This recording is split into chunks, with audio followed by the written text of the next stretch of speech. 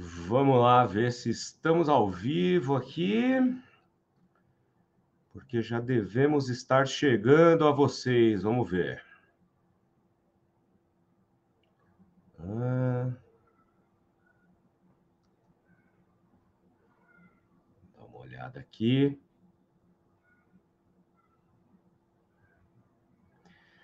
Já está carregando aqui, acho que já estamos falando com vocês. Vamos ver aqui.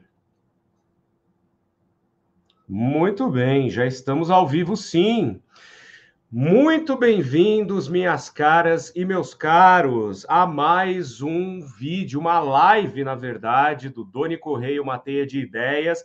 Aqui no Domingo é Freud, Doni Correia, uma teia de ideias, este canal feito por mim, seu anfitrião, Doni Correia, mestre e doutor em Estética e História da Arte, membro da Associação Brasileira dos Críticos de Cinema e da Associação Brasileira dos Críticos de Arte, a ABCA.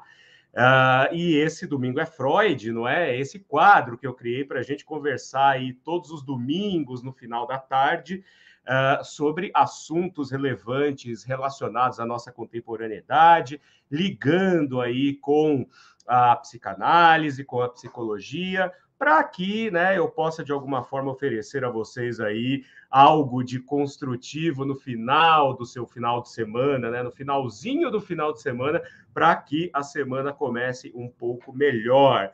Eu já vou agradecendo a todos vocês que nos acompanham e convido vocês a nos seguirem, a inscreverem-se aqui no canal. Se é a primeira vez que estão chegando por aqui, já vão logo se inscrevendo, badalando a sineta, deixando o joinha, comentando muito. Como estamos ao vivo, vocês podem participar aqui com a gente, inclusive nos apoiando, né, financeiramente, assim a gente vai melhorando o nosso canal, melhorando a nossa tecnologia e também o nosso conteúdo, através do seu superchat, mandando perguntas, através do Valeu Demais, e se você está nos assistindo na TV 247, na condição de vídeo gravado, não se esqueça de vir aqui no canal depois e se inscrever também. Batemos 4.000 seguidores, aí 4.000 inscritos.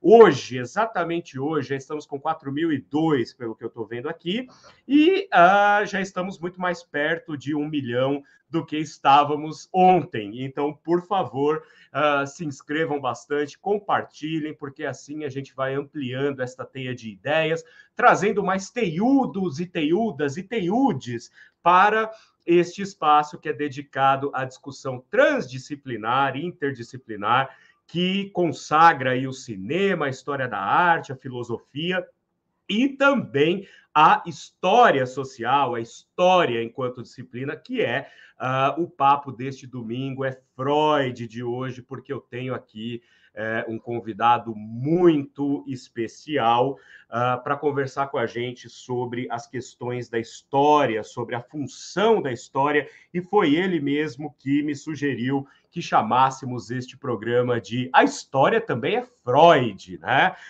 Em todos os aspectos. Para que vocês tenham uma dimensão aí do convidado que eu vou receber hoje, que é uma pessoa muito querida, né? Eu já estive no canal dele, no programa dele, né? Que eu vou falar daqui a pouco. Ele também vai falar sobre a proposta aí das conversas que ele tem aqui no YouTube, né, nos canais para os quais ele transmite as suas provocações históricas, né, o Provocação Histórica, que é um programa muito interessante. Esse meu convidado é historiador, bacharel e licenciado em História pela Faculdade de Filosofia, Letras e Ciências Humanas, a nossa querida FEFELESH USP.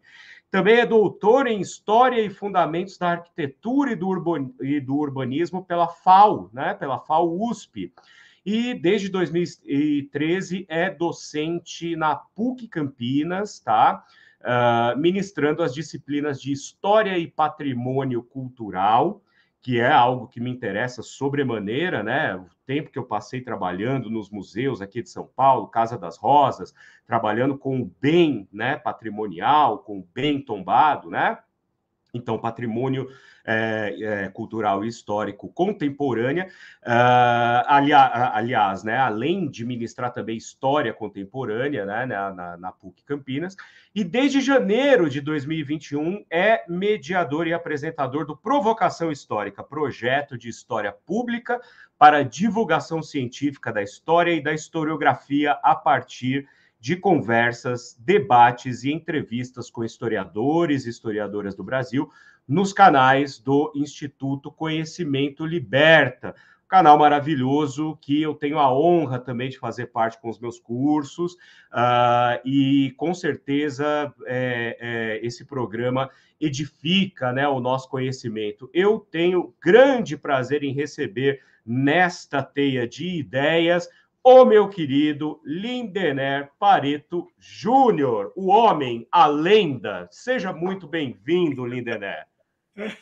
Muito obrigado pela belíssima e generosa apresentação, meu caro Doni Correia. Uma alegria estar aqui. Apesar do domingo ser Freud, né? Minha voz embargada aqui já nesse domingo angustiante, para pensar já na angústia que nos aflige desde a mais tenra existência. É verdade. Uma alegria estar aqui, agradeço o convite e saldo aqui o grande público que está aqui no chat, que está aqui ao vivo vendo a gente, os que vão ver depois também. Um grande abraço para vocês de todo o Brasil. Muito bem, nós já temos sim pessoas aqui se manifestando, né, dando saudações ao nosso convidado. Olha aí a Ana Abraão dizendo boa tarde, Doni e Lindener, dupla muito competente. Muito obrigado, Ana, pela sua presença. Temos também a Raquel Monteiro. Boa tarde, Doni, pessoal do chat. Muito obrigado, Raquel, pela sua presença. Temos a Lilian também, que está sempre aqui com a gente, acompanhando o nosso trabalho ao vivo. Boa tarde, de Salvador. Aqui em São Paulo hoje nem está tão frio como estava essa semana, mas lá em Salvador deve estar sempre aquele clima gostoso, né?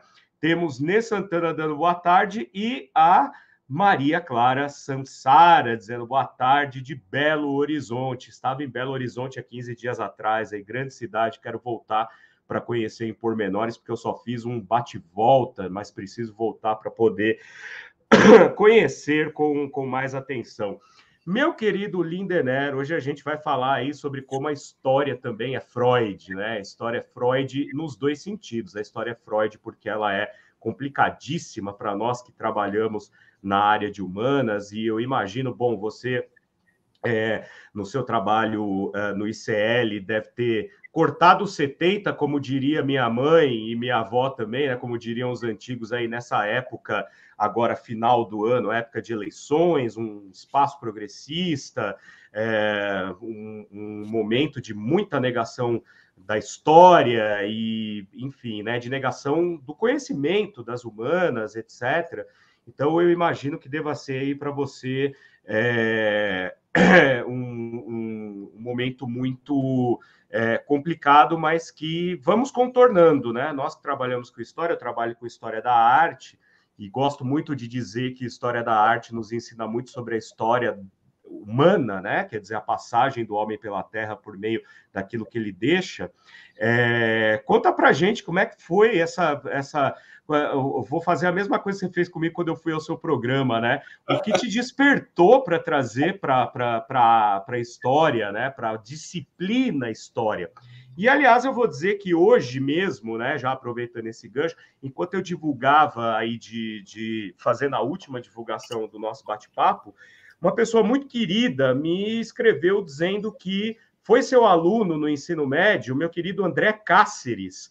O André, que foi durante muito tempo ali, trabalhou no Caderno Aliás, inclusive ele me publicava enquanto eu colaborei para o Caderno Aliás do Estadão, né, entre 2017 e 2021, e ele falou assim, pô, você vai entrevistar o Lindener? Lindener me deu aula no ensino médio, ele ensinava história tocando Legião Urbana para gente. A gente falava que ele era o cover do Renato Russo, né? Esse país não vai para frente, né? Professor de história querendo ensinar aluno tocando Legião Urbana. Como é que nasceu tudo isso, Lindener? Desde a paixão pela história até levar Legião Urbana para os seus alunos em sala de aula. Porra, bicho, aí você aqui já me deixou emocionado, porque você Já vai lembrou. correr aquela lágrima, né? Ah, né? Porque é isso, a gente vai acumulando essas memórias de prof, né? De professor, professora nesse país, Sim, de como é importante, todo mundo que passou de alguma maneira por nossa trajetória é fundamental, né? E o André é uma dessas figuras que eu tenho muita alegria de ter dado aula e ver ele crescendo, brilhando, é ele um escrevendo, ele querido. sendo Um autor, autor, é um ele autor. publicando, né? Enfim, Sim. um grande abraço para ele, uma alegria imensa mesmo. Bom, primeiro eu queria dizer o seguinte para você, meu querido. Você me fez aqui várias questões, eu vou tentar responder cada uma delas de um jeito assim absolutamente errático, que é o que me caracteriza nessa narrativa histórica de sempre. Mas o fato é que, primeiro eu queria dizer que o seu mote aqui do Domingo é Freud é muito legal. Eu fiquei, quando eu vi a primeira vez, eu falei, nossa, que barato, né? Achei brilhante, genial. Porque é Freud, porque de fato é foda, não é? Vamos aqui usar a expressão, é angustiante, difícil, é aquela coisa do desejo, da angústia, daquela coisa tipo, tá chegando segunda-feira, o que eu vou fazer da minha vida? Vou ter que continuar trabalhando loucamente, entrar em todo o processo burocrático de um trabalho que, a despeito da gente adorar, é um trabalho muito difícil, porque não depende só do nosso trabalho, depende de toda uma organização social que, em geral, né, atropela a gente e deixa a gente angustiado. Aí vai chegando ali aquele finzinho de tarde, e você fala, Jesus, já era, né? Não consegui nem descansar direito. Por isso que o Freud aqui serve em todos esses aspectos. Então, te parabenizo pelo mote sensacional. E respondo a você. Vou parar e parabenizar antes de você me responder, né? O domingo hoje nem tá tão Freud assim, porque aqui minha querida Luciana Brito, minha esposa maravilhosa, a razão da minha vida e do meu trabalho, está de aniversário hoje. Então, esse domingo Oh, é Freud, é beleza. mais especial ainda. Parabéns, Luciana Brito, dando boa tarde aqui para a gente, abrilhantando com a sua presença. Mas me desculpe aí te Não, que interromper, é isso. né? Todos os parabéns, toda alegria e, como eu costumo dizer, usando Cazuza e companhia, toda alegria e todo amor que houver nessa vida para a Luciana Sempre. e para você, né? Ser companheirão dela. Então, Maravilha. parabéns, minha querida. Ó, Maravilha. Van Gogh para Saúde. comemorar. Eu sei que aqui aparece a morte, mas vida é morte, morte é vida. E aqui é Caligari, né? Que também não deixa de ser uma expressão de morte e vida ao mesmo tempo. Vamos lá, mas diga lá, desculpa a interrupção aí no fluxo. Eu acho que é difícil, depois de um tempo, pensando já um pouco na narrativa da história, a gente pegar uma espécie de mito das origens, como eu costumava ouvir lá na USP, quando eu pensava, sei lá, por que Portugal se tornou a grandeza que se tornou no século XVI, em torno de um grande império colonial, Dom Manuel Venturoso, sortudo, onde estaria o mito das origens da grandeza portuguesa, e depois, evidentemente, né, por N motivos, a gente sabe que parte dessa grandeza é uma construção com o tempo e assim por diante. Mas é difícil definir esse momento, mas eu diria a você que o que me levou, o chamado da história para mim é o chamado da narrativa. Isso eu tenho muita clareza, muita elucidação para pensar aqui na narrativa da história e da psicanálise, que de fato foi isso. Eu lembro que, vou dar um exemplo bem prático, assim, para quem é professor, professora, vocês vão entender. Eu estava, acho que na oitava série, no nono ano, na época, oitava série, isso lá em 1997, 1996, alguma coisa assim. E aí eu lembro que tinha alguns amigos assim, falavam assim para mim, eu sou o Júnior, né? Ô Júnior, explica lá pro fulano o que é a Guerra Fria, porque ele não entendeu o que o professor falou e precisa que você explique para ele. Ele estava lá no intervalo, aí começava a explicar. Aí eu começava a explicar e olhava para o lado assim, via que meus camaradas que tinham pedido para eu explicar estavam rindo de mim, né? Eu falei, que estão rindo, né? Aí eu fui percebendo que eles estavam me sacaneando no seguinte sentido. Eu me empolgava muito na hora de narrar. E havia ali uma certa paixão mesmo pela narrativa, pela explicação, de alguém que depois escolheu o caminho da docência, não com essa consciência, mas sobretudo porque gostava de narrar, de ouvir boas histórias, de conseguir costurar uma narrativa que, sei lá, por exemplo, a própria Guerra Fria, né? Ou seja, que história impressionante que é essa que envolve a morte do Hitler em Berlim, os soviéticos chegando, o Reichstag destruído, a bandeira soviética, Berlim sendo retalhada em várias partes, a americana, a francesa, a britânica, a soviética, e, ao mesmo tempo, depois dos anos 60, a construção do Muro de Berlim, uma guerra fria impressionante, onde, inclusive, os nazis foram cooptados, sobretudo por parte dos capitalistas ocidentais, para continuar atuando aí de outras formas, também na América Latina. Só olhar o Chegaram na Lua, chegaram na Lua, trabalharam na NASA, ele, né? Graças à Operação Paperclip, né? Que foi assim uma importação, né, não oficial das mentes nazistas para a ciência norte-americana, né? Exato, é impressionante como a gente ainda tem que fazer. Vamos até marcar um papo aqui quando eu falei para você nos bastidores, quando eu inaugurar o meu canal, né?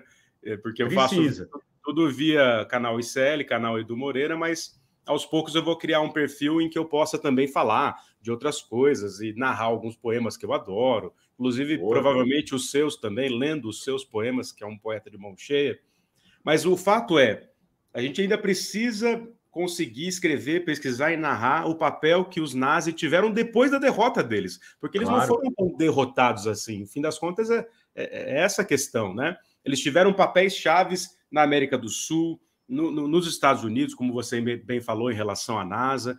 Papéis, o próprio Otto Skorzeny, ele passeava na noite madrilenha como se nada tivesse acontecido.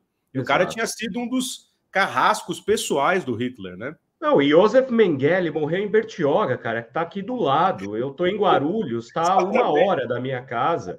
E ele teve aquela morte que os gregos diriam que é a morte digna, né? A morte de quem viveu bem. Olha que ironia, né? Porque ele teve uma parada cardíaca, um infarto fulminante, enquanto estava na praia, se banhando ali gostoso. Pum, morreu. Pronto, né? Então, olha as ironias, né? As grandes ironias. Não, é inacreditável, né? O sujeito que fez o que fez, o anjo da morte do campo de concentração de Auschwitz-Birkenau, ter morrido, entre aspas, tranquilamente na praia em Bertioga. Porra, ou seja, né, uma história ainda para ser revirada e renarrada muitas vezes, né? Então, voltando à questão da narrativa, pensando aqui para quem é professor, professora e todo mundo aqui das ciências humanas em geral, das artes, da psicanálise, acho que foi a narrativa que me arrebatou.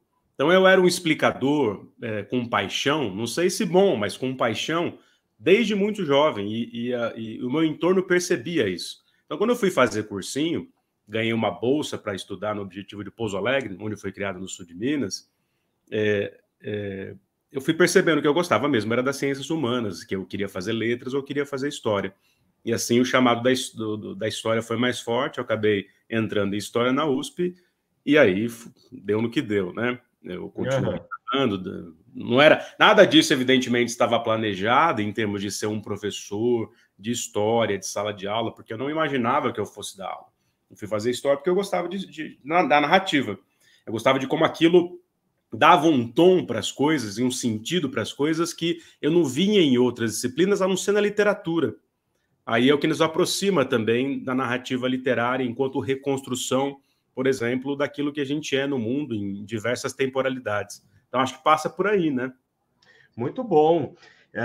E para a gente, antes da gente continuar um pouquinho, eu vou, inclusive, já colocar aqui a manifestação de vocês, a Cristiane Marçom, que está sempre aqui com a gente, dando boa tarde. Muito obrigado, Cristiane, pela sua presença. Ela até colocou aqui que o YouTube não avisou. Ô, YouTube, vamos lá, né? Vocês têm que me ajudar também, né? Eu trabalho para vocês, eu quero minha parte também. Avisem as pessoas que eu estou ao vivo, né? Por gentileza. Nunca pedi nada. A Solange está dizendo aqui, ó, parabéns, Luciana Brito, e parabéns ao casal Dona e Luciana, que ganhou a sorte de ter um ao outro. A minha, sim, é uma sorte. Agora, a Luciana, eu já não sei se pensa dessa maneira. Eu espero que pense, né? Mas, de qualquer maneira, aqui, ó, a Lília está dizendo que acompanha o Lindener no ICL, claro, né? E temos também o nosso querido Guilherme Braia, muito obrigado, meu coordenador lá na BA, onde eu dou aula, na Belas Artes, né? Meu coordenador lá no curso de cinema. Muito obrigado pela sua presença, Guilherme. Temos um vídeo do Guilherme aqui em que eu entrevistei sobre a estética do videoclipe. Então, já deem uma olhada aí para ficarem antenados com o nosso bate-papo. Nanda está dizendo, ó, sou de Itajubá. Você falou que é do sul de Minas, né, Lindener? Você criou, Criado cresceu? eu sou do ABC, eu sou filho da classe trabalhadora do ABC. Uhum. Nasci em Santo André, no dia 8 de abril, mesmo dia de aniversário da cidade de Santo André. Olha só. E só que com 5 anos meu pai foi trabalhar no sul de Minas, foi transferido de fábrica e eu acabei sendo criado lá. Que foi muito Olha bom, só. porque eu pude brincar no meio do mato, atravessando o rio, de cabaninha, sem preocupação com violência. Claro, sem Coisas. dúvida. Olha aí, a Lília está recomendando o livro Os Nazistas Entre Nós, do Marcus Gutermann. Esse eu não conheço, mas preciso conhecer. Eu tenho uma vasta literatura, inclusive a pergunta que eu vou jogar para o Lindener em seguida tem a ver com isso, né? A Cristiane dando parabéns para a Lu aí. Opa, São Bernardo do Campo presente aí. A gente tem bastante gente aí do ABC, né? E um dos nossos amigos em comuns, grande amigo meu, Flávio Ricardo Vassoler, né? Que já participou com você do seu programa e tal, já participou aqui no canal, também é do ABC, ele sempre fala dessa importância, né? Do ABC. A Maria Elisa dando boa tarde de Floripa. O Guilherme aí se manifestando também, muito obrigado, Guilherme, novamente. E a Nanda dizendo Itajubá é meia hora de Pouso Alegre, olha aí. Lindener, meu caro, a gente começou falando aqui de maneira. Eu não acredito em coincidências, né? Eu acredito em sincronicidade, né? Em Jung. Você já trouxe de cara essa coisa do nazismo, né? De olhar para o nazismo, algo que ficou muito vigente do ponto de vista das opiniões aí nesses últimos tempos, principalmente nos últimos 4 anos que tivemos o governo completamente. Eu estou tentando encontrar uma palavra assim mais educada para o público, né? Mas um governo desgovernado, vamos colocar assim, né? Em que a gente teve que enfrentar uma série de problemas de cunho social, político, do ponto de vista da saúde e tal. E foi quando justamente começaram a aflorar, né? Quer dizer, parece que por conta da tecnologia, parece que uma série de opiniões, parece que todo mundo virou especialista em tudo, né? A tecnologia fez com que esse fenômeno aflorasse, né? Todo mundo é especialista em tudo, todo mundo tem a sua opinião e a opinião pétrea, né? Quer dizer, ela é inegociável. Daí que ontem, preparando assim os últimos detalhes da nossa conversa, eu fiz um ranking aqui das 10 falácias históricas que afloraram aí nesse período, nos últimos 4 anos, e até um pouco antes, talvez, falácias históricas que, ora, tem a ver justamente com essa total, com essa total falta de acesso, de fato, a uma historicidade sólida, uma historicidade científica, ora parece ter a ver com simplesmente mau caratismo ou a ignorância deliberada, né? Eu vou falar essas 10 falácias aqui, vou falar as 10 falácias, é ótimo, né? Na ordem decrescente, né?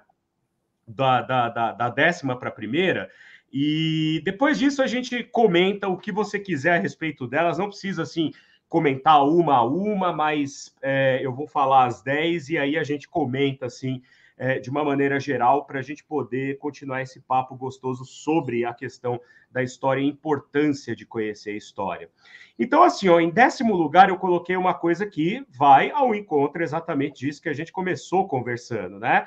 Que costuma-se dizer que nazismo é uma ideologia de esquerda. Olha que beleza, já começou bem, né?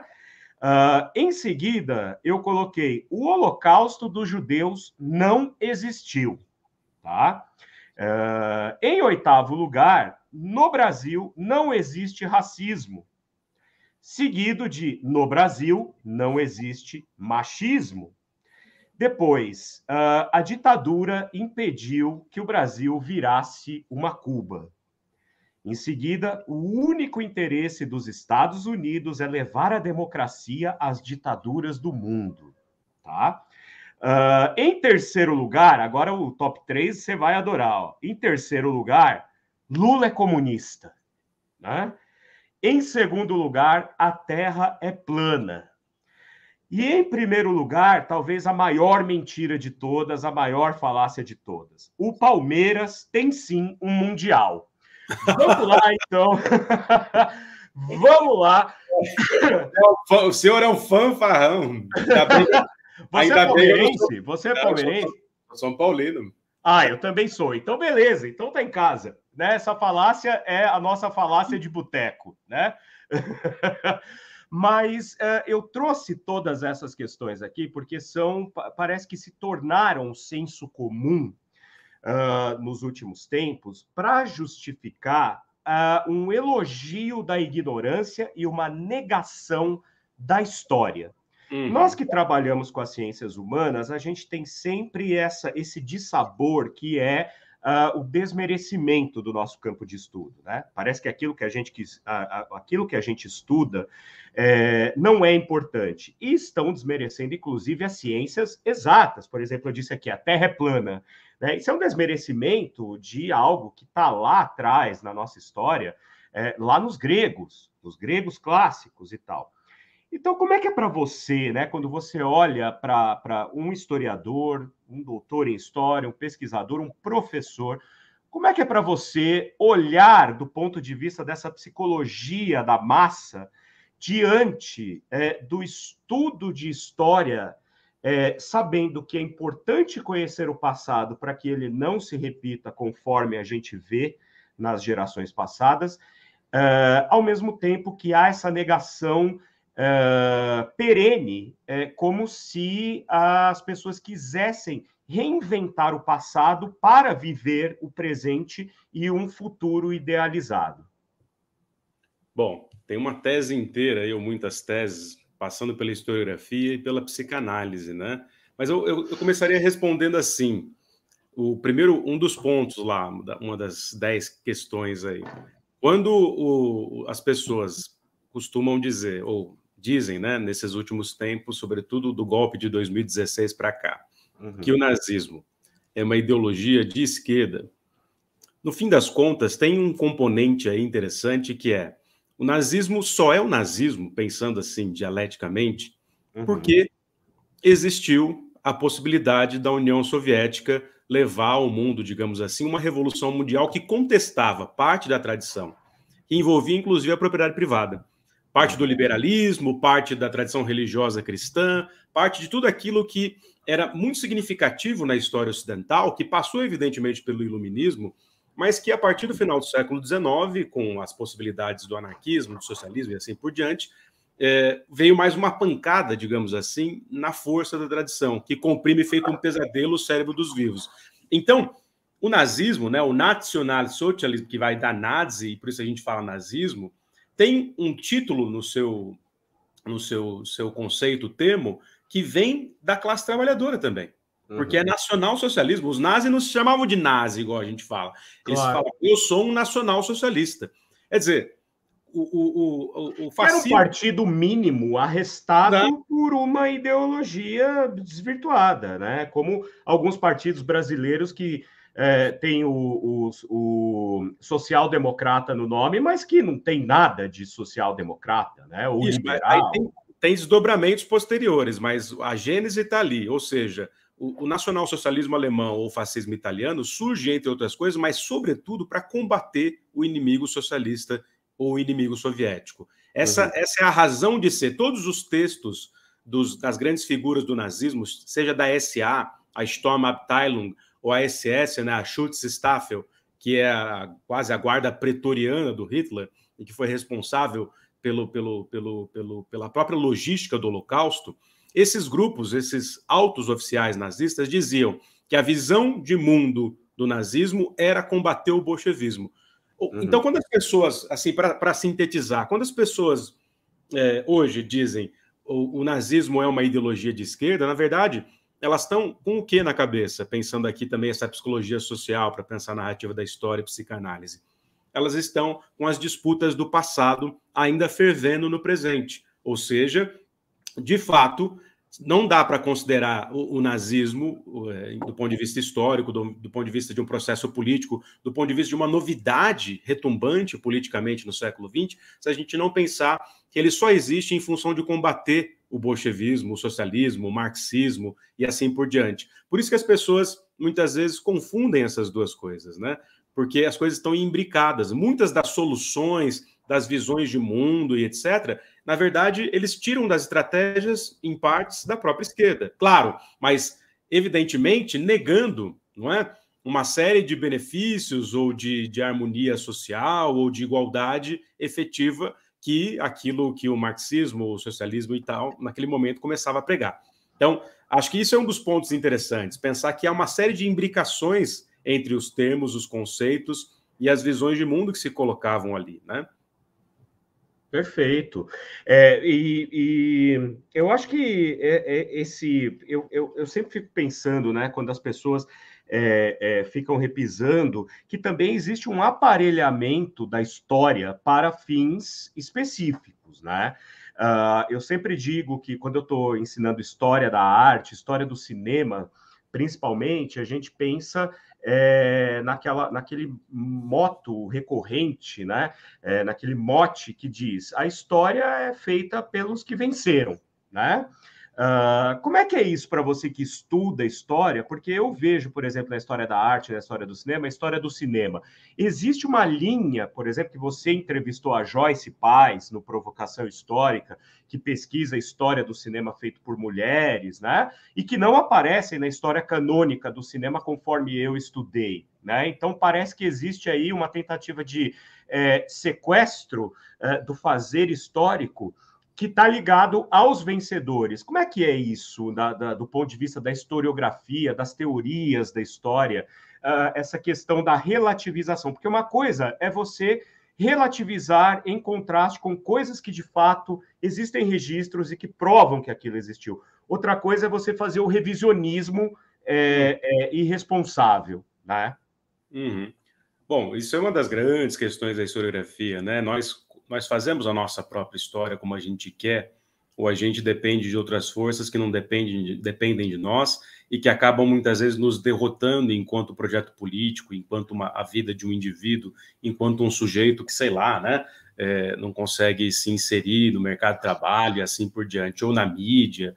Bom, essa é uma das grandes questões que, no fim das contas, envolvem o próprio motor da história dos humanos, que é essa narrativa tão antiga, né? A história como narrativa, ela remonta, digamos assim, para pensar na tradição ocidental, aos gregos, ao Heródoto, ao próprio Tucídides, narrando a guerra do Peloponeso entre gregos e gregos, o Heródoto narrando de uma maneira, digamos assim, mais antropológica. Mas digamos que essa narrativa já tem muito mais que praticamente 3.000 anos. Então, há alguma experiência ali, que é narrar, não na forma, digamos, da fantasia ou da ficção, a despeito delas serem fascinantes, mas narrar aquilo que de fato aconteceu. Claro que o que de fato aconteceu depende, evidentemente, do olho e da perspectiva do observador. E vai depender das conexões, digamos, políticas que esse sujeito tem. Mas o fato é que a história, muito antes de se tornar científica, é a narrativa dos acontecimentos humanos que remonta o que aconteceu ali, de maneira factual mesmo, né? João entrou, falou, chorou, guerreou, morreu, ganhou. Eu não expliquei nada, eu simplesmente narrei.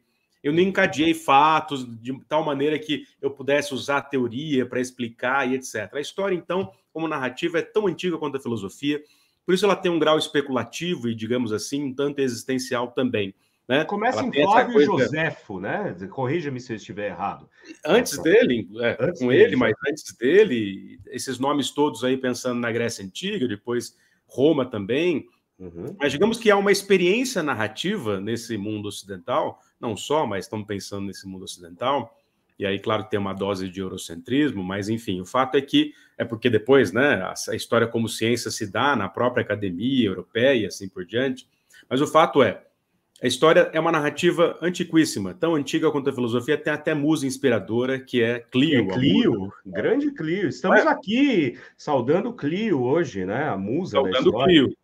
Quer dizer, ela tem até uma musa inspiradora e tal. Só que o problema da história é que, durante muito tempo, ela foi vista como algo que ensinasse a viver. Ou seja, a história mestra da vida, né? Que em latim, restaurado, magistra vitae, ou magistra vitae, a história que ensina a viver. Quando chega no século XIX, diante da explosão racional científica, a história tem que se adaptar aos novos tempos, mas ela era uma velha senhora narradora, quase cronista dos acontecimentos. Aí ela se vê diante de uma explosão de uma modernidade impressionante, que, né, arrebata tudo e a todos, e começa a ter que incorporar conceitos das novas ciências sociais. Aí a história é emparedada e ela precisa se reinventar. Como que ela se reinventa? Se tornando científica, objetiva, racional, ela precisa ter provas. Não adianta um documento, tem que ter mais de um documento. Documento único é documento nulo. Vem toda aquela história, digamos assim, mais ranquiana e fonte objetiva. Primária, né? Que é até que se bate sempre. Fontes primárias, a diplomática, né? Toda essa ciência da diplomática para você perceber se um documento é falso ou não, ou seja, a história vai então se cientificizando no momento mesmo em que vários mestres da suspeita estavam levantando questões a respeito da autenticidade do passado no presente. E aí isso envolve o Marx, pensando o Capital, ou pensando a força da tradição, como eu disse, que comprime feito um pesadelo o cérebro dos vivos, no 18 Brumário, né? A história se repetindo como farsa, por exemplo, né? Lembra que ele vai... Perfeito, eu adoro essa frase, né? Toda tragédia se repete como farsa, eu amo isso. A história, ele vai falar assim, Hegel disse que a história acontece, assim por dizer, duas vezes. Ele só se esqueceu de dizer que a história acontece primeiro como tragédia e a segunda como farsa. Que ela não se repete, na verdade é uma ressignificação que pode ser farsesca. Exato. Depois a gente vai falar do Jean-Baptiste Vico, segura aí, mas né, continue aí Esse mestre da suspeita está fazendo o quê? Está desmascarando formas de funcionamento que não aparecem ali de forma evidente no consciente. Para pensar o Marx desmascarando, por exemplo, a exploração, ou mostrando que há uma luta de classes, que classes sociais se enfrentam e que uma subjuga a outra, não é?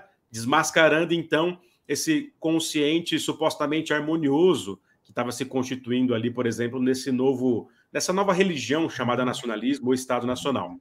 O Darwin estava desmascarando uma condição humana que se via no mundo europeu e em outros lugares como parte de uma experiência divina que tinha sido simplesmente pronta e acabada desse jeito desde o mundo da mais tenra idade que a gente nem lembra.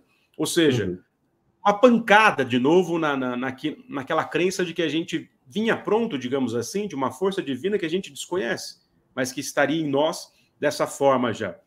Ou seja, mostrando que, na verdade, todos os bichos do planeta, todas as plantas do planeta, todo o planeta, a própria Terra, a própria geologia do planeta, tudo isso mudou ao longo dos milhões de anos, e nós somos parte disso também, desmascarando, portanto, parte significativa de uma pertença ao mundo religioso, não só ao corpo do rei, mas ao corpo da igreja. Criacionismo, né? E ainda o Freud em ascensão, tentando ali se livrar do antissemitismo, tentando um lugar na universidade, pensando na interpretação dos sonhos, que os sonhos não são presságios, que, no fim das contas, muitas das coisas que a gente diz são sintomas de recalque e assim por diante, desmascarando, portanto, aquilo que ele vai chamar depois também de um inconsciente, de muitas coisas que a gente faz, na verdade, são parte desse inconsciente, que a gente não é tão racional assim, que a gente tem muitos problemas, que a gente recalca muitas coisas. Então, esses três mestres da suspeita vão dar um tom científico, digamos assim, investigativo e também de escavação, mesmo arqueológica para a nossa condição, que serão narrativas paradigmáticas. Então, a história não vai ficar fora disso. Ela, na verdade, vai incorporar todas essas influências e, como narrativa, vai tentar escavar um passado que ainda permanece no presente, molda esse presente e sintomatiza esse presente. Por isso, a narrativa, por mais que muitos historiadores possam negar, a narrativa científica da história ela se aproxima muito da narrativa psicanalítica nesse sentido. Muito bem, é isso que eu ia puxar por aí. Antes de eu justamente te pedir para falar um pouco mais sobre essa questão da narrativa histórica com a narrativa psicanalítica, deixa eu só fazer uma rodada aqui com os nossos queridos e queridas que estão nos escrevendo aqui. Ó. Li um livro muito bom, o Júlio César está dizendo, né? Negacionismo, a construção social no tempo presente. Você conhece esse livro do Schuster Michael German? Que mostra a gênese do negacionismo como a negação do Holocausto. A negação do Holocausto eu acho que é uma das mais tradicionais falácias da história, né? O pai do Mel Gibson, né, historiador, não acredita ou não acreditava, não sei se ele está vivo ainda, que o Holocausto não existiu, né? Isso deu muito pano para manga na época que o Mel Gibson lançou A Paixão de Cristo, lá em 2004, né? Olha aqui a Daniela Pacífico também, outra habituê do nosso canal. Oi, querido Doni, ótima live, muito obrigado pela sua presença.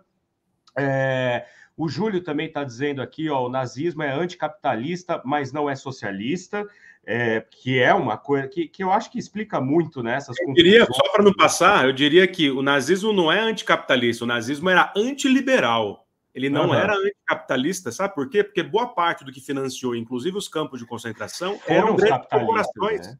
Eram grandes corporações. As grandes corporações, pensando a IBM, a Hugo Boss, que fornecia uniformes... É isso que eu ia falar.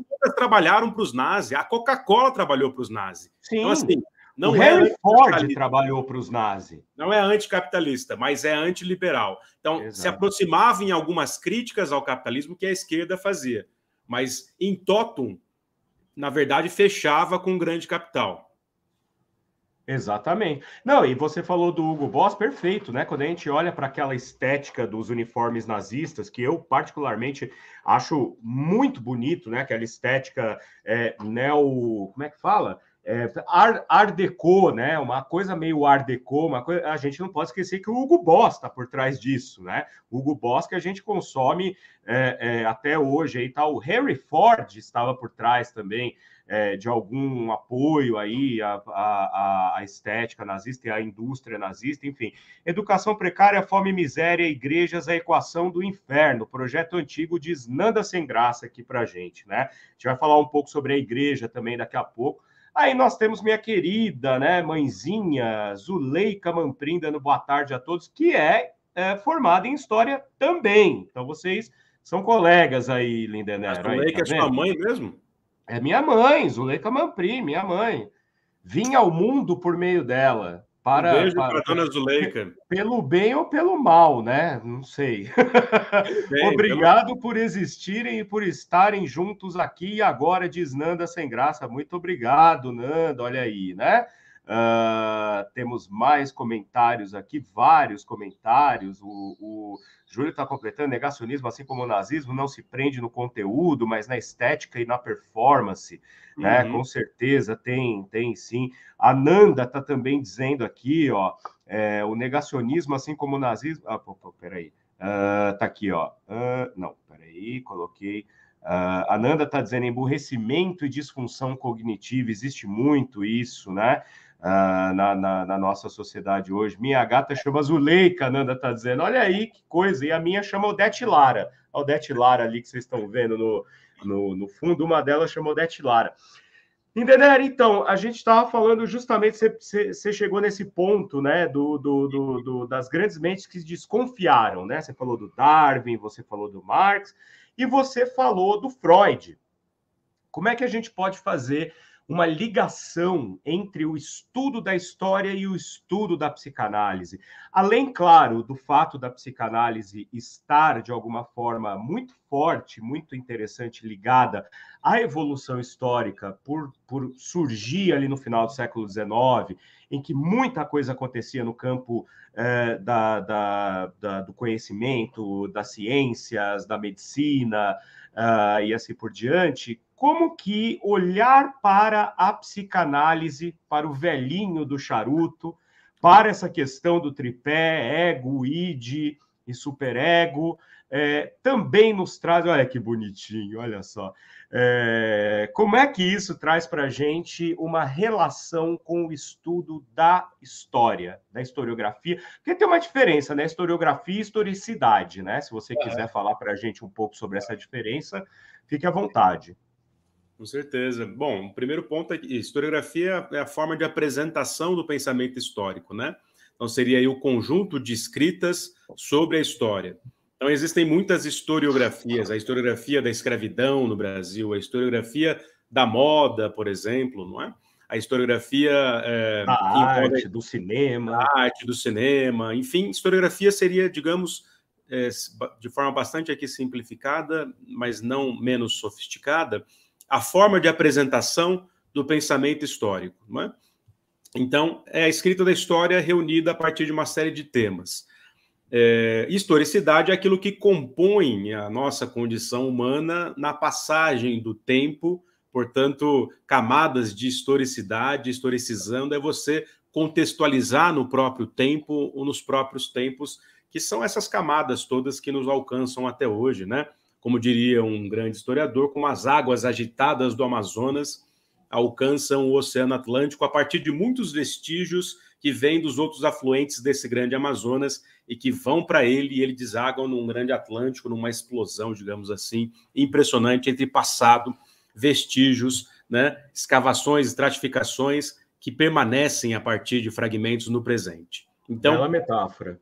Né, esse é o grande Fernando Brodel, ele que diz isso, como as águas agitadas do Amazonas desagam no Atlântico, mas ele vai dizer isso para dizer que tudo que a gente faz no presente está pela metade enterrado no cotidiano de um passado que remonta ao mais remoto fundo dos tempos. Então, digamos que a historiografia é a forma de apresentar esse conhecimento que a gente tem dessas relações sociais no passado. O passado não existe, no fim das contas, né? O passado é uma invenção, digamos assim, nossa, para dizer que existem relações sociais e formas de enxergar e se apropriar do mundo, inclusive natural, que os humanos inventam ao longo dessa nossa trajetória no planeta, desde milhões de anos atrás, como hominídeos, né? E aí, evidentemente, a partir, né, dessa nossa trajetória de domínio da natureza e construindo relações sociais, a gente vai, aos poucos, criando aquilo que é um pensamento histórico e camadas de tempo e historicidade que nos performam a tudo e a todos. Então, esse é um primeiro ponto crucial, né? E claro, se a gente for pensar que a história do século XIX é o século da história, o longuíssimo século XIX, porque ele começa com a Revolução Francesa, em termos cronológicos, ou antes, com a independência dos Estados Unidos da América, e iria até a Primeira Guerra Mundial. Então, ele tem uma cronologia expandida de longuíssimo século, de transformações profundas que moldam o nosso mundo como ele é hoje. Se a gente... Nessa hora eu lembro do Eric Hobsbawm e já me corre uma lágrima de canto aqui também de olho. Exatamente, o velhinho era um narrador saboroso, fascinante, porque ele conseguia pegar essas histórias dos indivíduos e de algumas coletividades e inserir num quadro geral de profundas transformações que faz uma história de síntese de qualidade inacreditável, ou seja, não é todo mundo que consegue fazer isso, né? Claro. Dou até aqui uma dica para o seu grande público, que é o Consolations of History, As Consolações da História, que é um documentário sobre a vida do Hobsbawm, que foi lançado agora, há uns 2 anos atrás, e que tem, inclusive, depoimentos de historiadores, historiadoras, da própria companheira dele, a viúva, que fala sobre essa trajetória impressionante de um homem que está vinculado à Alemanha, que quando criança vê a ascensão do Hitler, mas que é filho, na verdade, de um britânico e de uma austríaca, por isso a conexão dele com a Alemanha, por conta da Áustria, porque a mãe era austríaca-alemã, mas o pai era britânico, né? E aí depois ele acaba indo morar na Inglaterra e por conta de fazer parte do Partido Comunista Britânico, ele é perseguido ou vigiado de perto pelo serviço de inteligência britânico, sobretudo depois da Segunda Guerra Mundial, na Guerra Fria, né?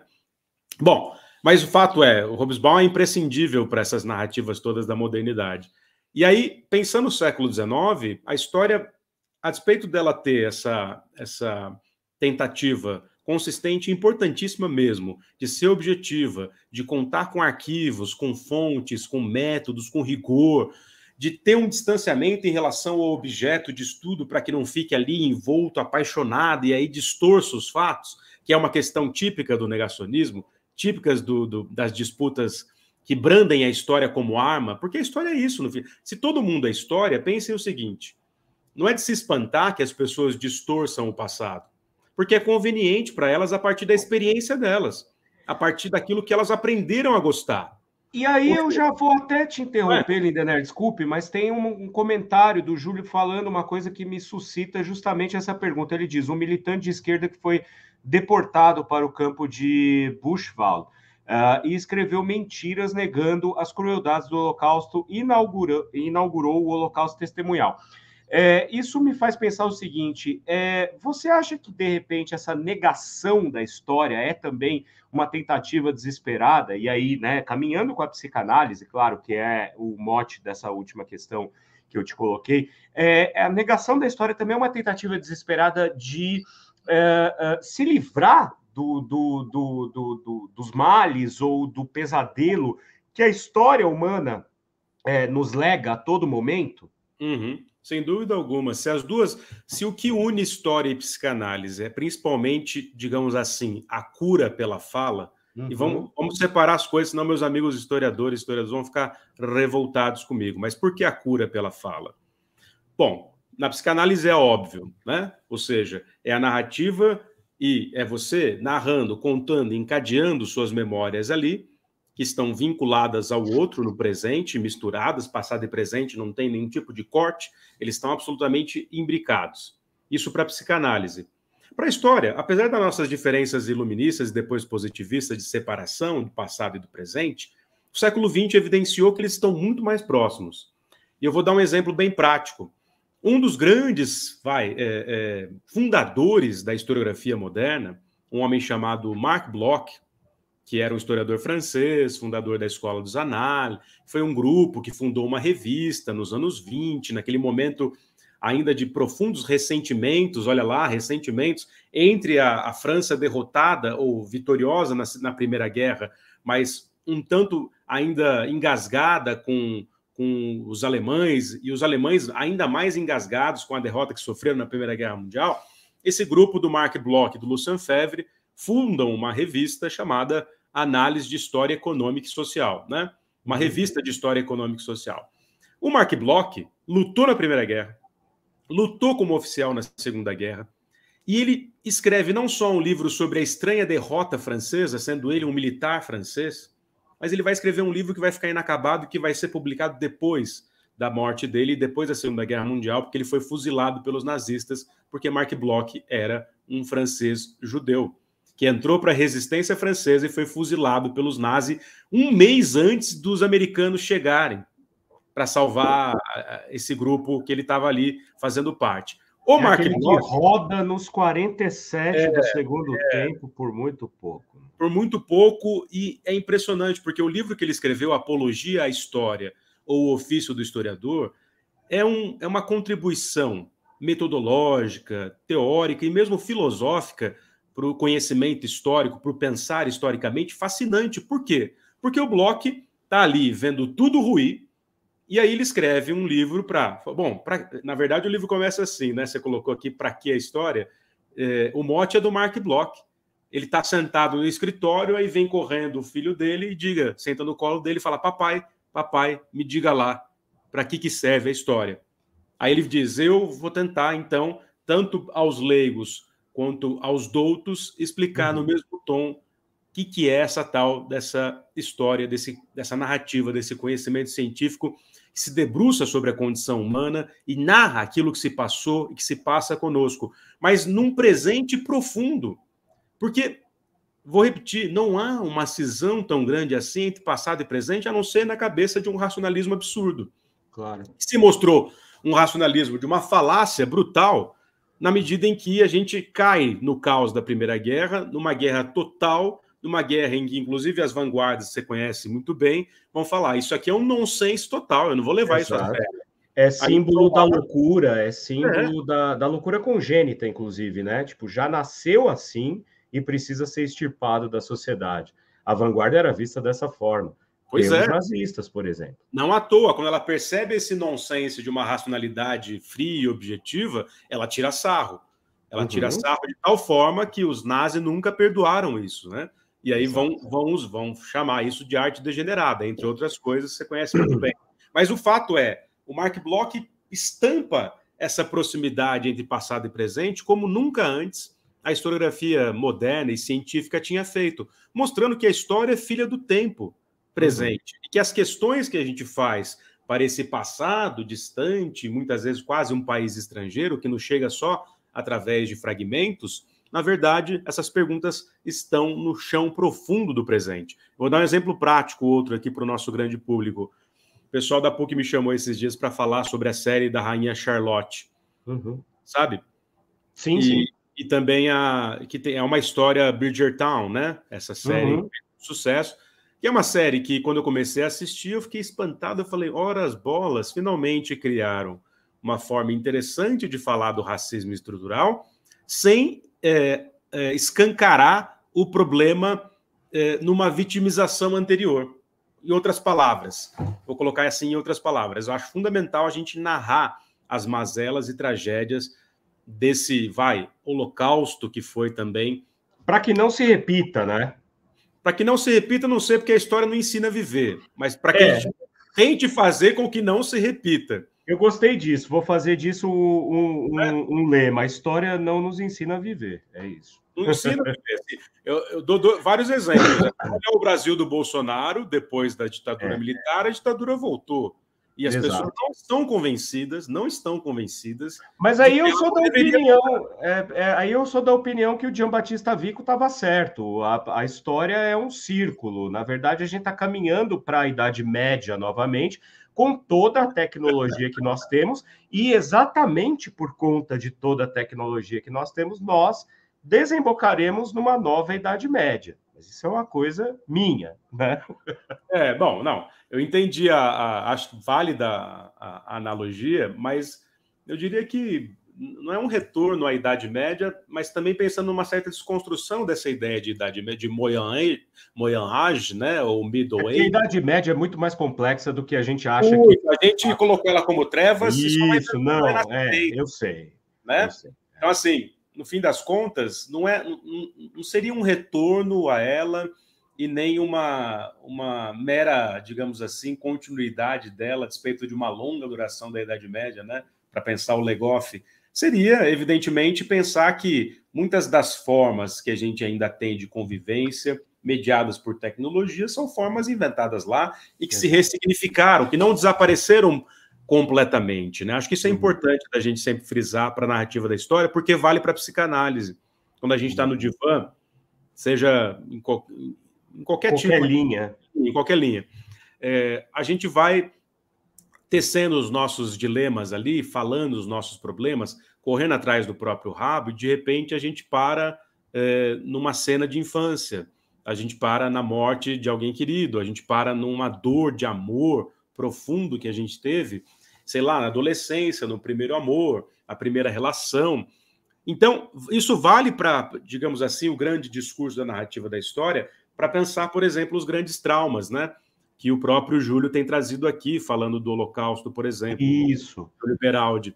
Que esses grandes traumas, eles só podem ser expurgados, digamos assim, e curados num grande divã coletivo, que seria a própria narrativa da história. É isso que eu estou tentando dizer. Né? Não é heresia nenhuma pensar que, passando pela historiografia profissional, Peter Gay usando o Freud para historiadores, o Michel Dissertot também, que se a psicanálise tem um caminho da clínica e, ao mesmo tempo, não dá para separar essa clínica de uma psicologia social, de uma teoria social, a história funciona como grande narrativa que vai colando as experiências humanas, todas elas, como uma narrativa que também ajuda a expurgar as nossas dores e traumas coletivos do passado, que permanecem no presente. Por exemplo, o caso mais emblemático para o Brasil, que está explodindo de 10 anos para cá como nunca antes, mesmo que, claro, nem tudo é tão novo quanto parece em história. Porque a gente já teve Abdias do Nascimento, a gente já teve Beatriz do Nascimento, a gente já teve Lélia Gonzalez, a gente teve, enfim, tudo que teve no século XX, mas dá a impressão para a gente agora, nos últimos 10 anos, também pelas redes sociais, também pela grande imprensa, também pelos artistas, que, finalmente, a gente abriu a caixa de Pandora da violência brutal do Holocausto, da escravidão na história do Brasil e do mundo capitalista, porque não dá para entender a história da escravidão só como escravidão brasileira. Essa escravidão está vinculada ao mundo africano, o Brasil só é Brasil por causa da África, não é? Ou seja, a Europa... Posso aproveitar, porque assim, você está trazendo coisas que vão se ligando de maneira absolutamente fantástica com o que o pessoal está dizendo aqui, com o que eu já penso em puxar em seguida. Então, a gente pode, por exemplo, caminhar a história, para a historiografia e para a historicidade no Brasil, a partir do que a Nanda está trazendo aqui para a gente, tenho uma obsessão. Todo esse esgoto vem lá da Casa Grande. Hoje eu estava vendo um vídeo do meu querido amigo Paulo Nicoli, que é sociólogo e tal. Ele estava, inclusive, fazendo essa crítica do Gilberto Freire, quando diz em Casa Grande e Senzala que a mulher negra, na verdade, o que ele diz é o seguinte: o estupro ele é relativizado numa obra como essa, partindo do princípio que a mulher negra seria mais aberta ao relacionamento sexual, então a gente tem que abraçar isso como fonte da formação cultural do brasileiro.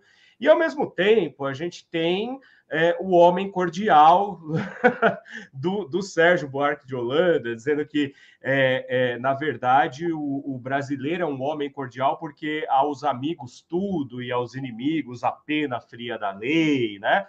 Como é que a gente traz esse estudo histórico para esse povo tão complexo e, ao mesmo tempo, forjado a partir de tantos tropeços que somos nós, brasileiros? Perfeito.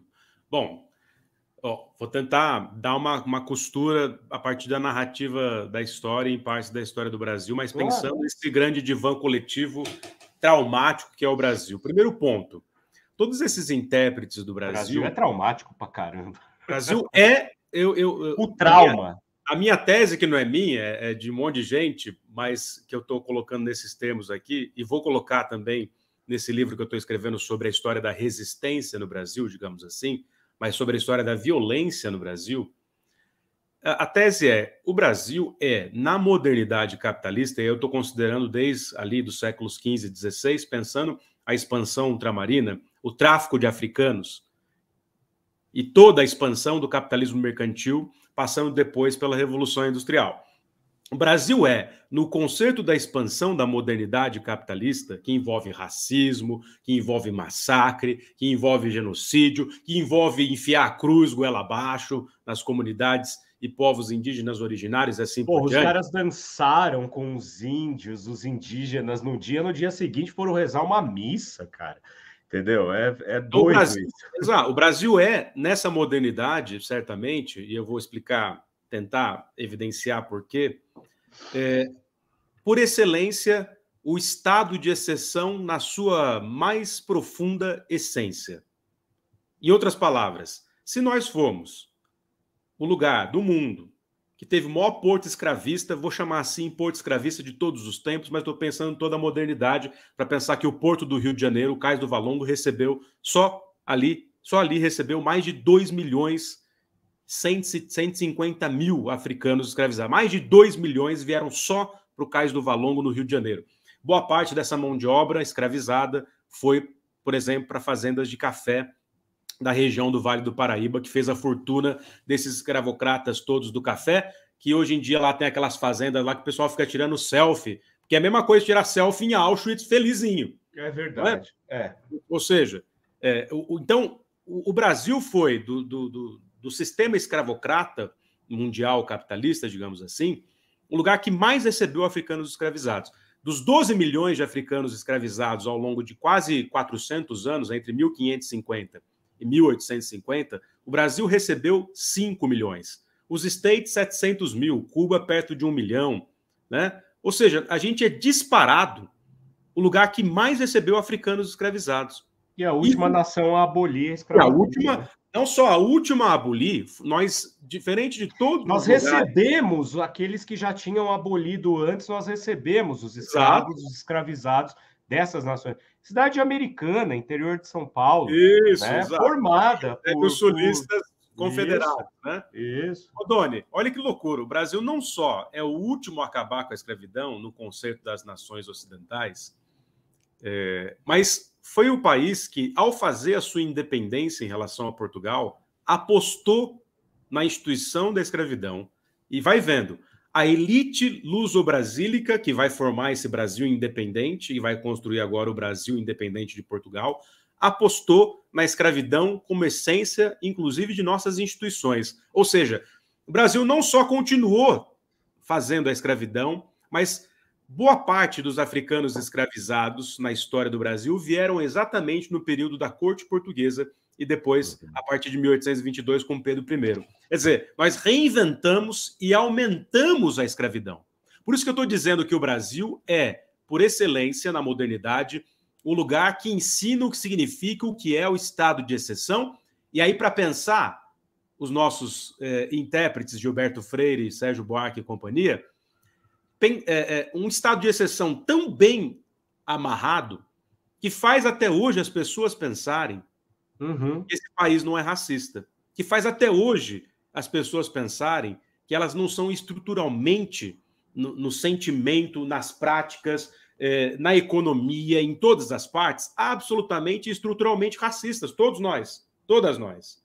Então a minha lista de falácias aqui não está tão errada assim quando eu coloquei o Brasil não é um país racista, o Brasil não é um país machista, é uma institucionalização, existe uma institucionalização de tudo isso, né? Por isso que ela também é psicanalítica, porque é isso. O que é? Olha como explode o sintoma.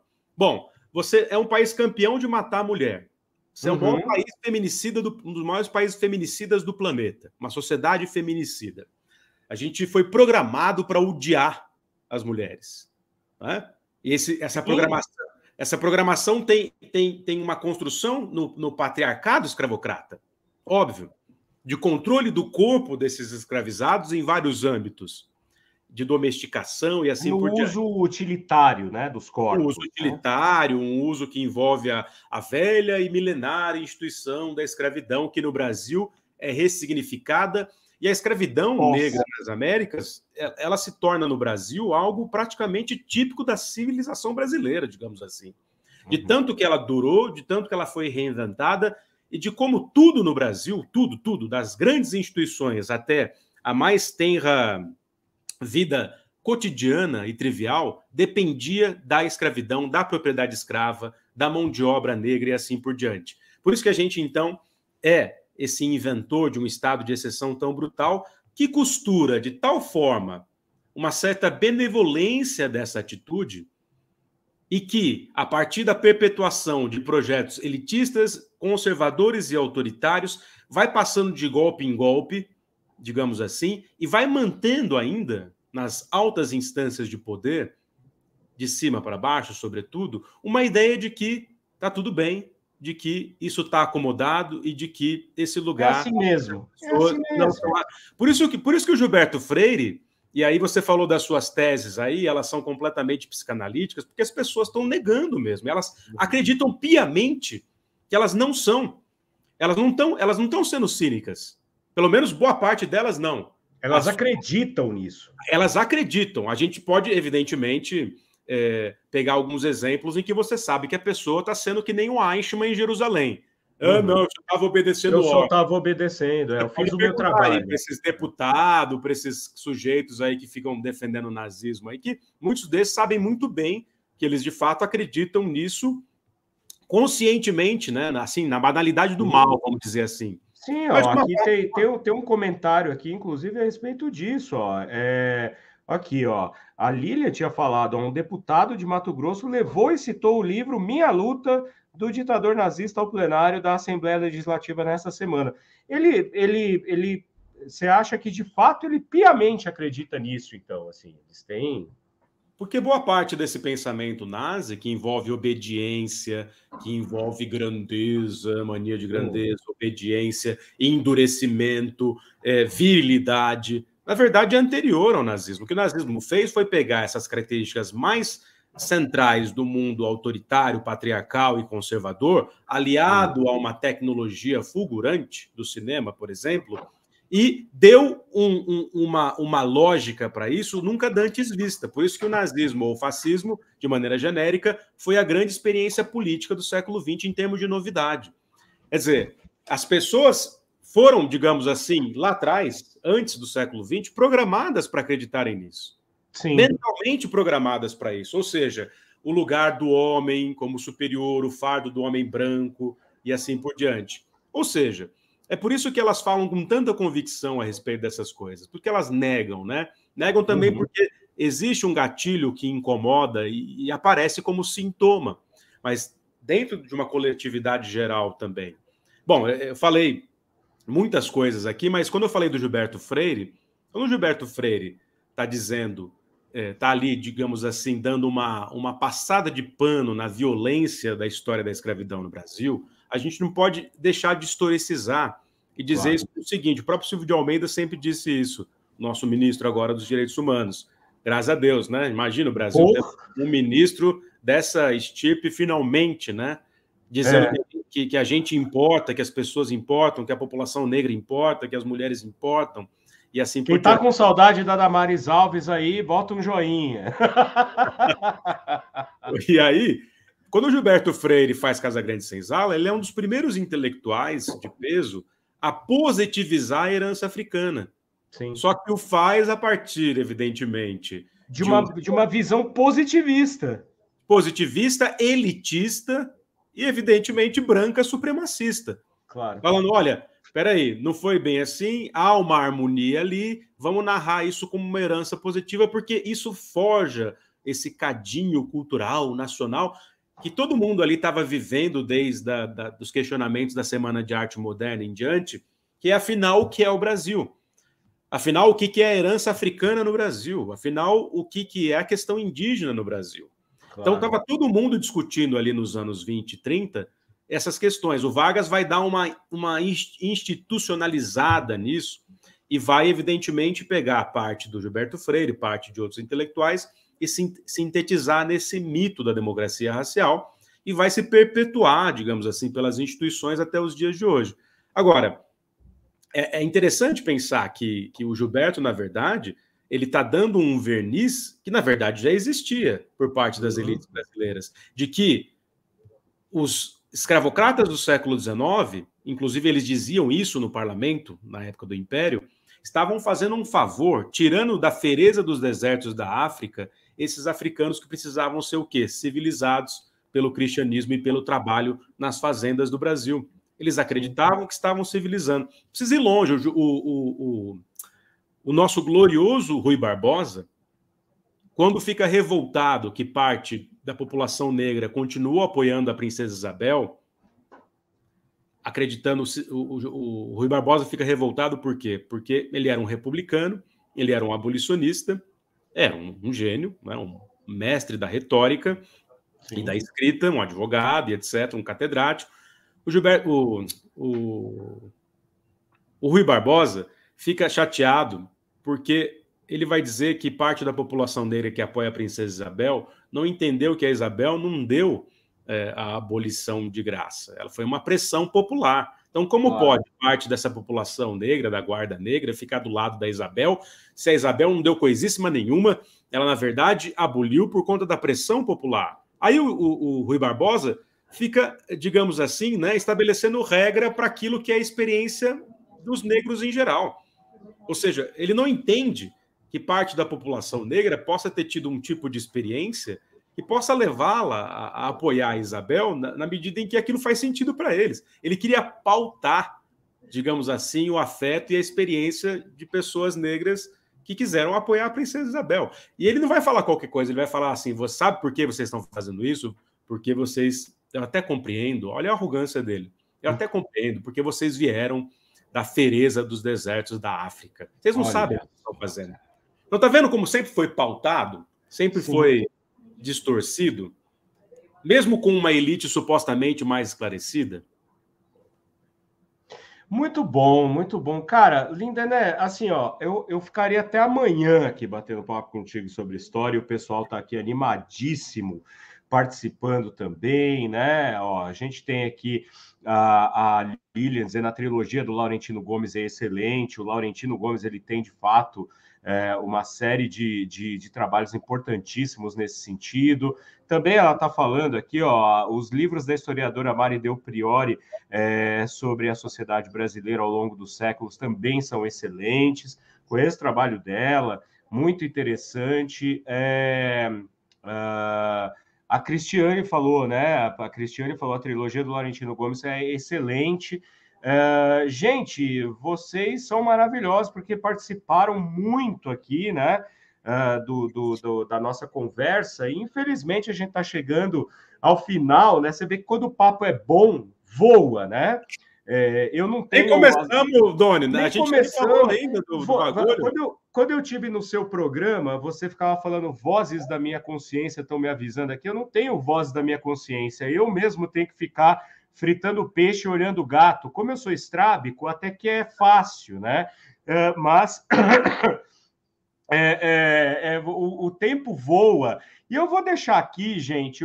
Agora eu vou pedir nessa etapa final aqui da nossa conversa, eu vou deixar o link aqui da playlist que o Lindener me passou, né, para vocês acessarem. Tá com essas letras e números estranhos aqui, mas eu vou pedir para o Lindener falar do Provocação Histórica e vender o peixe dele aqui, né? Por falar em fritar o peixe, olhar o gato. Venda seu peixe, faça seu jabá, para que a galera também te acompanhe lá, porque como vocês viram, o Lindener ele tem essa verve toda de historiador e comunicólogo também, comunicador, né? Então é muito gostoso ouvir ele falando sobre história, né? História com conteúdo, né? Não é aquela coisa rasa de buscar uma referência aqui, outra ali. Não, é embasado, com relativizações, com informações. Então, diga lá, meu caro Lindener, venda seu peixe agora. Vendo, com toda alegria. Passou, de fato mesmo, passou mais rápido até que eu fiquei falando aqui e, de repente, acabou, né? Pois é, mas esse é um convite para você vir outra vez, né? Então, já fica a dica aí. Bom, você pediu para eu falar do Provocação Histórica. Gente, Provocação Histórica é um programa de entrevistas com historiadores, historiadoras, narradores e narradoras, tipo o Doni, por exemplo, que é um grande narrador. O Doni é uma pessoa, a gente se conheceu faz muito pouco tempo, mas é um querido, como dizem hoje, não um querido, um homem muito generoso, um pesquisador muito sensível, então isso é fundamental, inclusive para a gente ter esse tipo de espaço aqui que envolve hoje o Domingo é Freud, né? Então, uma alegria poder falar com vocês aqui. E o Provocação é um programa semanal que vai ao ar nos canais do Instituto Conhecimento Liberta e nos canais do Eduardo Moreira, toda quarta-feira, toda santa quarta-feira, às 15 horas, ao vivo, com esse que vos fala, sempre entrevistando gente muito legal, que fala de história do Brasil, que fala de cultura, que fala de política, que fala de arte, que fala da vida. Eu até fico brincando, imitando o Abu Janra. Obviamente, o Provocação eu tirei do Abu Janra. Pode parecer clichê, mas eu acho que, né, no fim das contas, todo tipo de homenagem que a gente fizer àquele programa e àquele dramaturgo, àquele comunicador, será pouco diante do que ele representou em termos de formato de divulgação das angústias humanas, digamos assim, para pensar essa angústia de domingo, essa náusea do mundo aqui de domingo que o Doni... Náusea, falou tudo, náusea. Então, toda quarta-feira eu espero vocês lá, ó, ao vivo. Eu publico, aqui, eu publico sempre no Instagram também, que é @lindenerpareto. É só acompanhar por lá. Deixei na descrição aqui do vídeo, né, o Instagram do Lindener, e agora, acabando a live, vou deixar o link dessa playlist para vocês poderem acessar e compartilharem também. É isso. Muito bem, maravilha. Dado o recado aí. Cara, Lindener, eu te agradeço muito pela generosidade de poder estar aqui nesse Domingo é Freud conversando com a gente hoje.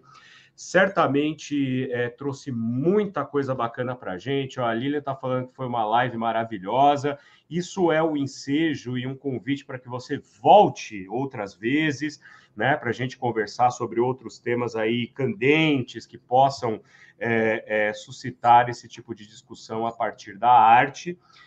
E quero muito agradecer vocês que nos acompanharam. Quero, inclusive, agradecer novamente a TV 247 pela retransmissão dos meus vídeos e das minhas lives. É um canal que, assim como o ICL, é um canal progressista, um canal interessado nas discussões dessas questões que a gente conversou muito aqui. Então, eu agradeço a TV 247. Se você está assistindo a esta live na TV 247, que é gravada, já venha ao meu canal e se inscreva. Vá até a playlist do Lindener, do Provocação Histórica. e se inscreva também. Passe a segui-lo no Instagram. E, Lindener, muito obrigado, né, novamente. E nós aqui no canal Doni Correia, uma teia de ideias, e nesse quadro Domingo é Freud, nos vemos. A propósito, esta semana nós temos mais 2 lives programadas, dei uma olhada aí, vamos falar sobre estética. E no próximo domingo nós estamos com mais um Domingo é Freud. Muito obrigado a vocês que ficaram aqui com a gente até agora. Muito obrigado, Lindener. Grande abraço para vocês. Até a próxima. Tchau, tchau. Vou me despedir do meu convidado nos bastidores e me despeço de vocês aqui. Beijos. Um abraço para vocês, meus queridos.